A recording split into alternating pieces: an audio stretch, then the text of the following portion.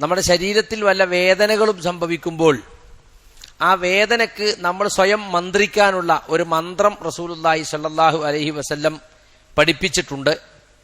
വേദനക്കുള്ള മന്ത്രം അതാണ് ഇന്നത്തെ ഹദീസിൽ തുടക്കത്തിൽ ഇവിടെ പറഞ്ഞിട്ടുള്ളത്. സവാബു മൻ ആലമഹു ശൈഉം മിൻ ജസദിഹി ഫഖാല ഹാദിഹിൽ കലിമാത്ത്.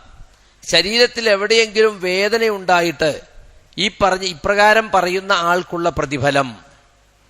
അൻ ഉസ്മാൻ ബിൻ അബിൽ ആസ് റളിയല്ലാഹു അൻഹു അന്നഹു ശകാ ഇലാ റസൂലില്ലാഹി സ്വല്ലല്ലാഹു അലൈഹി വസല്ലം വജഅൻ യജിദുഹു ഫീ ജസദിഹി മുൻദു അസ്ലമ ഫഖാല ലഹു റസൂലുള്ളാഹി സ്വല്ലല്ലാഹു അലൈഹി വസല്ലം ലഅ യദക അലാ അലല്ലദീ യഅലമു മിൻ ജസദിക വഖുൽ ബിസ്മില്ലാഹി സലാസൻ വഖുൽ സബ്അ മർറാത്തിൻ അഊദു ബിഇസ്സത്തില്ലാഹി വഖുദ്റതിഹി മിൻ ശർരി മാ അജിദു വഉഹാദിർ റവാഹു മുസ്ലിം വഅബൂ ദാവൂദ് വത്തിർമിദി.